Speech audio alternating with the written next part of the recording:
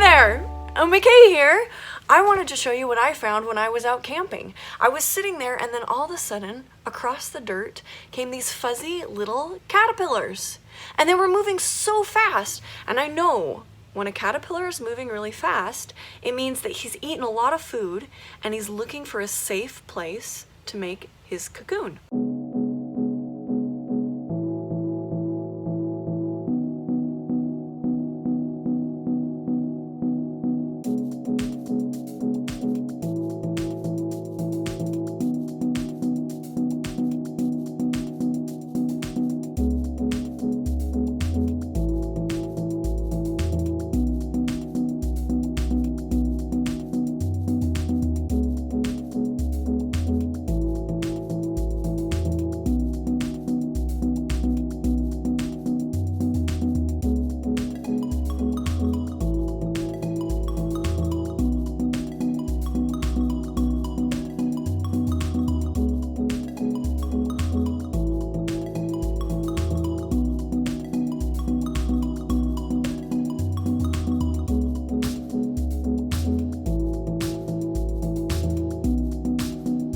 So I took all these fuzzy little caterpillars and I put them inside this pot.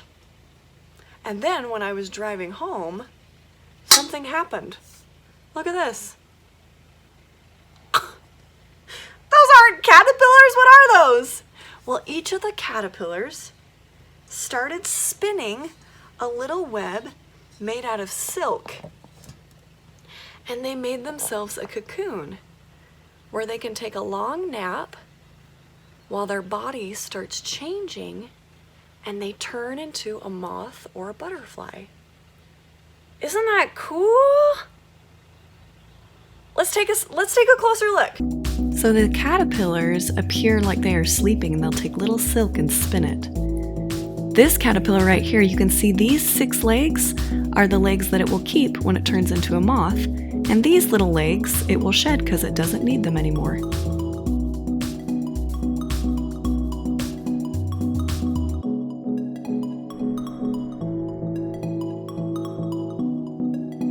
And the caterpillars just spin more and more silk until they're completely covered inside a cocoon. Okay, so I have all my cocoons. I laid them out here so I can take a look at all of them. And look what I found! It's a caterpillar! It's the very last caterpillar who is searching for a spot to make his cocoon.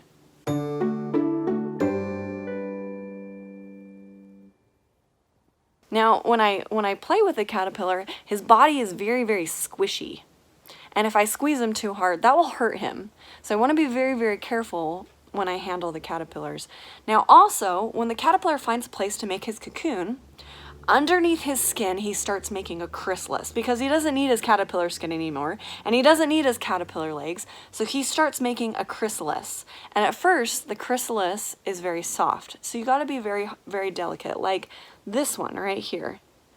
This one is a new one, and still inside, the caterpillar is still trying to make a brand new chrysalis, so it's still really squishy, so you gotta be careful. But then, after a while, after the caterpillar starts changing and going through a metamorphosis, the chrysalis then becomes hard. Do you see this? Inside there, you can see it's a little bit darker.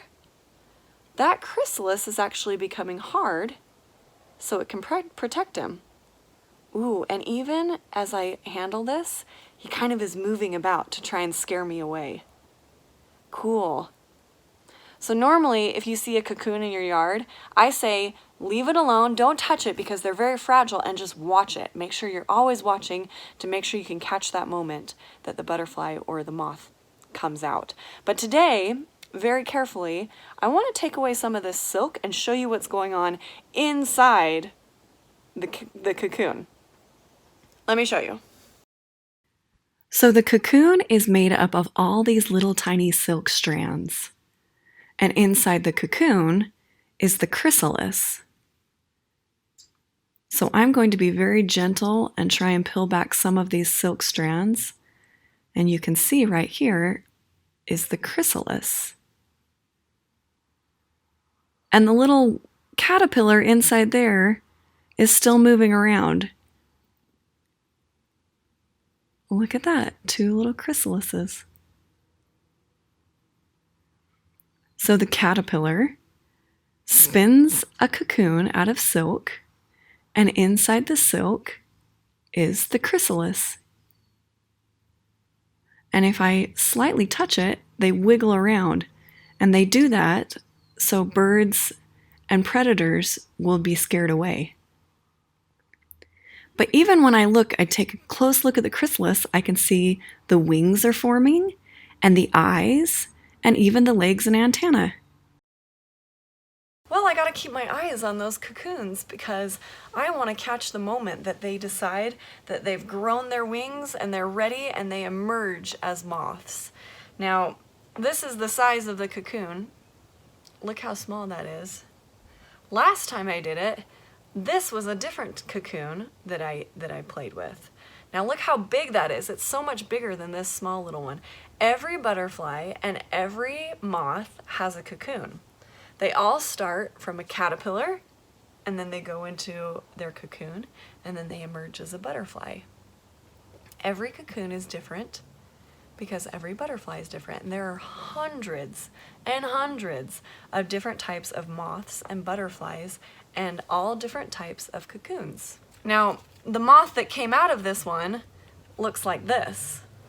Look how big and cool that looks in those big, beautiful colors.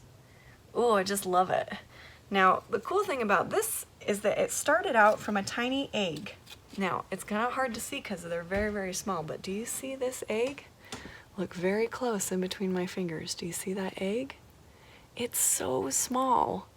That little tiny egg had a caterpillar inside of it, and the caterpillar started eating and eating and eating and eating and eating and eating so it could make this cocoon, and then it turned into this moth. Now the cool thing about this moth is because it ate so much when it was a caterpillar, it doesn't eat when it turns into a moth. It lives for a very short time, only to find a mate and to mate, and then it quickly dies, which is really, really cool.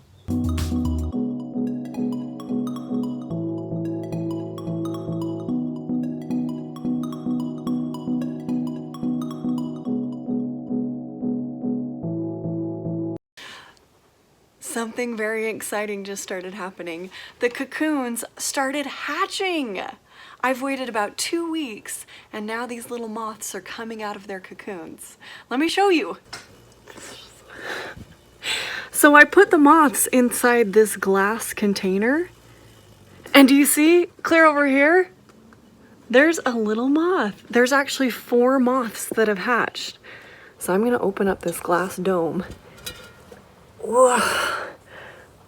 And we're gonna take a look at him. Do you see? See this little guy? Oh, he's so cute. He looks just like a little teddy bear. They're just really, really fuzzy. It's just so fun to sit here and watch and just be really quiet and just see if you can hear them because they kind of twitch inside of their cocoons. But they're ready to come out. There's going to be more of them emerging. I can't wait. One thing about moths, the reason that they have fur on them and they're fuzzy is because moths fly at night. And you know what else flies at night? Bats fly at night. And bats love to eat moths. So because they're trying to protect themselves, they're fuzzy. And because bats, they track moths with sound, the sound waves will come over to the moth and be muffled in their fur so the bats can't find them. So they use it as a line of protection. Ooh, look. This one is emerging right now. Oh my heck. Take a closer look. Look at this.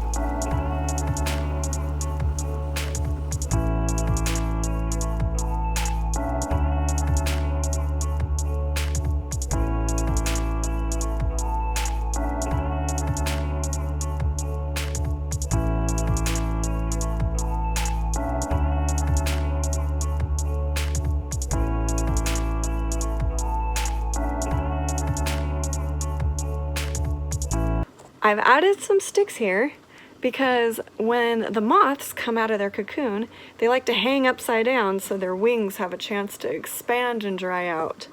Like this one right here. He's hanging upside down on this stick, waiting for his wings to dry out. And once his wings all dry out, then he'll probably take off flying. So the new little moth with its small wings climbs up onto a stick where it can hang down and let its wings dry. Look at the wings and how bent they are right here. They're still a little bit wet from being inside the chrysalis. And it waits and they'll lengthen and lengthen until they're straight and they're ready to fly. I just love how fuzzy they are, the little fur all over their body. They look like little teddy bears. And here they are, all over the sticks, waiting for their wings to dry so they can fly away.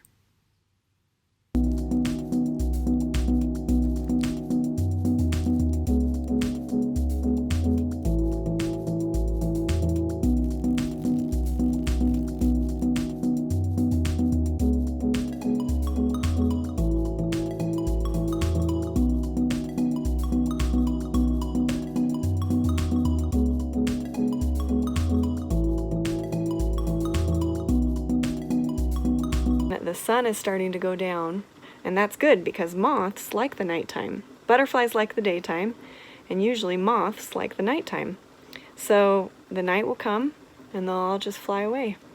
But thank you so much for joining me. We learned just so much about moths today, and it was really cool that we got to see those caterpillars turn into cocoons and then turn into moths. Man, insects are really cool. All right, I'll see you guys next time.